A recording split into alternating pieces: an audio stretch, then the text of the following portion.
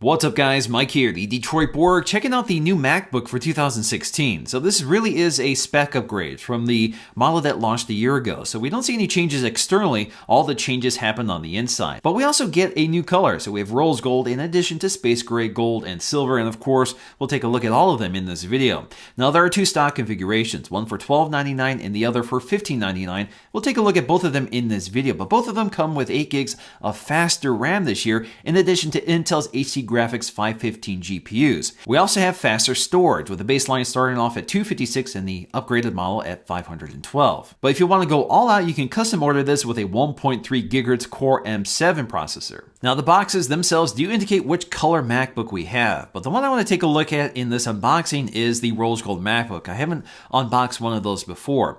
Now the rose gold version I have here is the base configuration, the cheapest configuration, which you can see on the back with the specs highlighted. Now the first thing I'm going to do here is remove all the plastic, and once I do that, I can go ahead and lift the lid.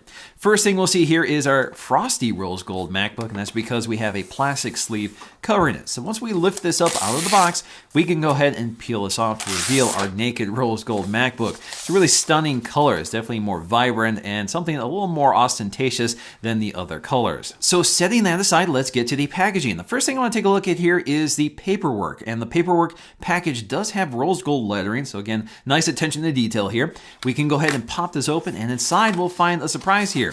So this does include a set of rose gold Apple stickers. In fact, all of the MacBooks here have matching Apple stickers, so they all match the colors of their MacBook, so it's kind of nice. This is the only product Apple does this with, so it'd be kind of nice if they did this with the iPads or the iPhones, but they don't. Also included is a 29-watt power adapter. So again, this is a travel charger. It does have a USB Type-C connector in addition to removable prongs. So you can fold out these prongs, snap them off, and add extension cables or international wall adapters. And of course, included once again is a USB-C to USB-C cable. Now, as I said, I also picked up a Core M5 version of this laptop, and that is this gold version. So you can find those upgraded specs along the back. So we're going to use this gold next to the rose gold to compare the two speed differences. Now, as always, the hinge of the MacBook is perfectly weighted, so you can easily lift the lid with a single finger without lifting up the entire laptop. And inside we'll find a piece of paper covering the glass display to protect it during shipping. We can go ahead and remove that. So the design of the MacBook is unchanged once again, but we do have this beautiful aluminum unibody design that's basically milled from one piece of metal, so there are very few parts that make up the design of the MacBook. The entire lid of the MacBook is one piece of aluminum right down to the hinge,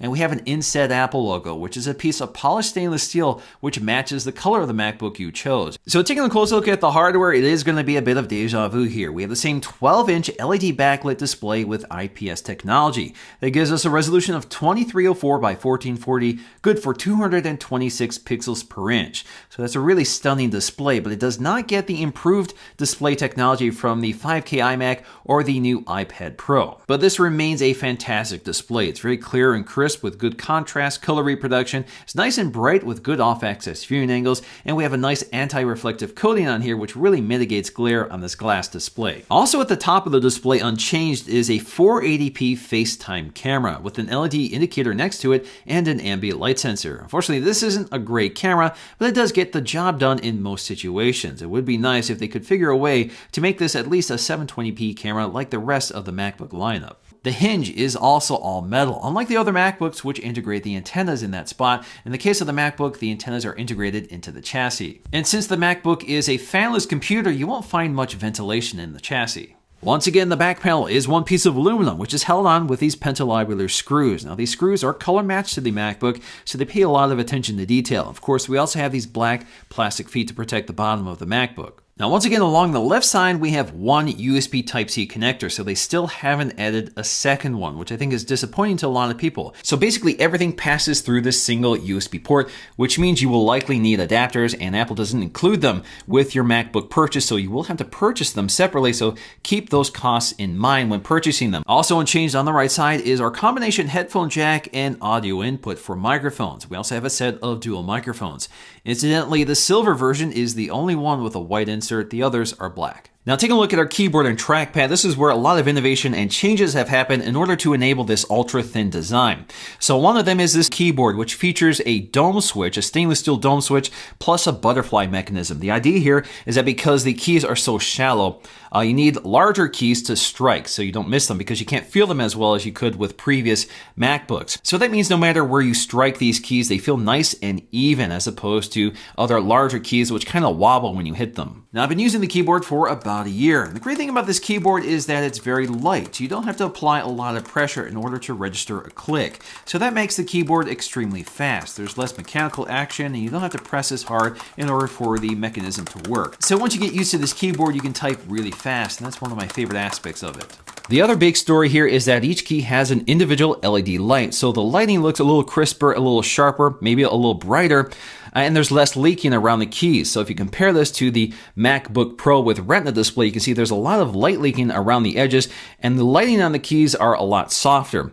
With the MacBook, it looks a lot more precise, a lot clearer, although there is still some leaking around the keys, but otherwise it looks definitely a lot better. Now, the trackpad on the MacBook is relatively large compared to other MacBooks, which takes up a significant portion of the palm rest, but never seems to get in the way.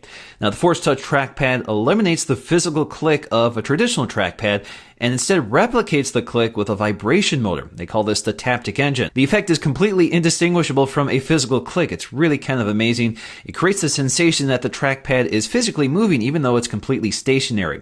Now, because the trackpad is stationary, that means you can press anywhere on the surface and receive the same feedback. This is unlike a traditional trackpad, which is hinged toward the top, so it's stiffer when you try to press at the top. Once again, the MacBook has an impressive set of speakers, especially for something so small and thin. So the speakers are located toward the top above the keyboard, just below the display, and they sound really immersive. They're nice and full with a good amount of detail without distortion. Now, there isn't a lot of bass here, but they still sound really open and clear. They're definitely excellent sounding speakers, and some of the best sounding speakers I've ever heard on a laptop. Now, next up, let's go ahead and listen to how this MacBook sounds compared to the other MacBooks. Now, I did reuse this clip from my original MacBook review, but again, these are features that haven't changed. We've designed a force-sensing, multi-touch trackpad. This adds a new dimension of interaction. Touch sensors make the entire glass surface active. Force sensors measure a wide range of pressure, from the lightest tap to the deepest press. The pressure you apply activates an electromagnet that responds with tactile feedback. So now, instead of just seeing what's happening on the screen, you feel it too. So the biggest news for 2016 are the new processors. So the best way to test this out is to take a look at some benchmarks. So first up is Geekbench. So the Skylake processor sees a single core score of around 2500 over 5000 versus 2400 over 4600 for the baseline configuration from last year. So that's a pretty modest gain here, about 20%. Now in terms of the two configurations, the M3 versus the M5, the M3 again around 2500 over 5000 versus 2800 over 5900. So again, a lot of performance there gained by that M5 processor. It's also worth mentioning that the iPad Pro outperforms the M3 processor and even outperforms the single core score of the M5.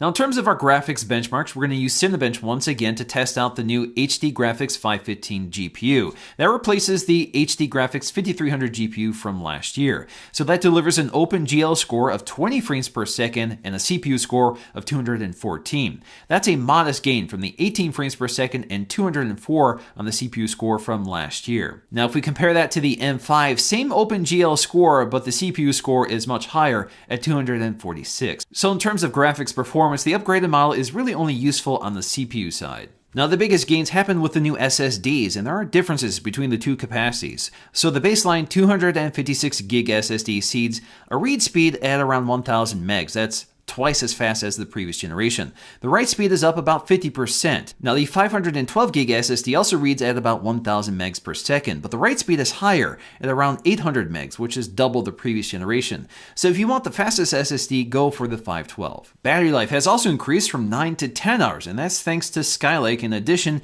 to a larger battery, which jumps from 39.7 watt hours to 41.4. So generally speaking, I don't think the spec upgrades really changed the role of the MacBook. This is still a lightweight computer, and the specs don't even bring it up to iPad Pro performance.